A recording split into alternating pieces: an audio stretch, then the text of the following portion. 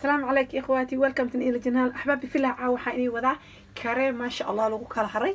kareemkaas waxaa laga sameeyaa liin, laba liimood, liin bambeelmo iyo liin dhanaan la isku daraa laga sameeyaa iyo nasho iyo biyaha maa wardiga. nashada waa warangadiya ku konfiisina. ikhwaati waa karinaynaa sidii kareemada hore aan u sameyn jiray camal waaye.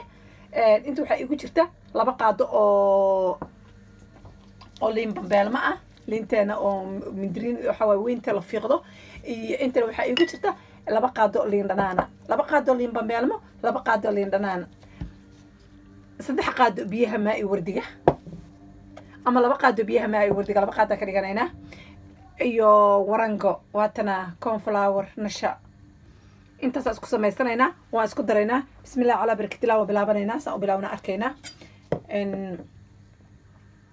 hal qaado waxa way orange juice waxa way bambeelmadii waaye, liin dhanaantii ayadana laba qaado. halka waxa igu jirta afar qaado maa wardiga soo qaadanaya ama rose waterki asna laba qaado ka sameeysanaya. hal qaado oo waxa ku daraya oo ah cornflower ka waa nashada. hal qaado bas, hal qaado oo qaadada tiiga waaya ikhwaana konfiisina ma laba qaado ma saddex qaado ma afar qaado. inta isku sameeynayna marka sameeyo waxaan sameeynaa wax yar. hadda waa kana waa qasay wax yar dabka saaraya, digsiga ku shubaya, wax yar dabka saara, dabka xoog uma dheereenay sidii kareemada hore aan karin jiray la u sameynaysaan ikhwaati. marka isku soo noqonayna kareem balaay ka dhacday noqonaya marka insha Allah marka arkayna soo noqday ikhwaati. waa kana waa soo sameeyay maasha Allah kareemkii sidii kareemadeena hore ta camal. marka kareemkaas noqday maasha Allah naacim. kareemka wuxuu ku ooli karaa ilaa iyo 3 wiig ku ooli karaa. intaas ma fridge-ka gashanay saan waaye maasha Allah. limon kareem baa lahaa, kareemka oo liinta laga sameeyay, liintan iyo liinta kale laga sameeyay. ikhwaat saa ula socotiin warangada ama nashada ama cornflower-ka kareem kasta oo maxaan ku sheegaa la sameeyo aad arteen dukaamada qaaliga yaala ayada lagu daraa oo lagu adkeeyaa laguna qurxiyaa oo lagu cadeeyaa jirka maasha Allah ka dhigtaa.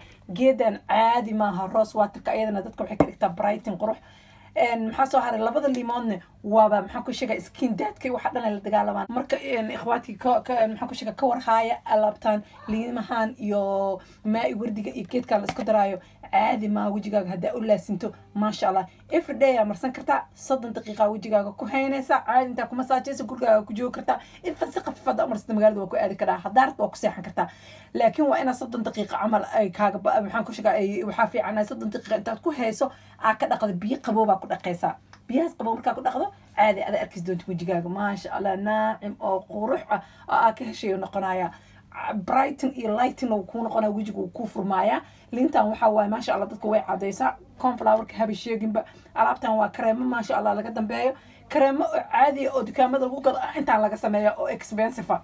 soo marka gabdhaha Afrika jooga iyo gabdhaha kale oo meelaha joogaba waxa ugu tala galay inay kareem dukaanka soo gadanin gacantaada ku sameeysatin afar jeerka inta gashatin marka u baahato dhab wajiga ku siisatin.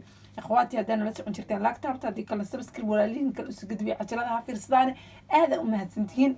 gabdhaha oo dhexda u xiranta maasha Allah oo YouTube iyo kuwa kale cusub oo imaanayaba alaabtan ka faa'iideysta. alaabta alaab maasha Allah waaye kuwa hore sa oga hesheen qadarna oga sii heli doontiin ikhwaati. believe me. Assalamu alaykum.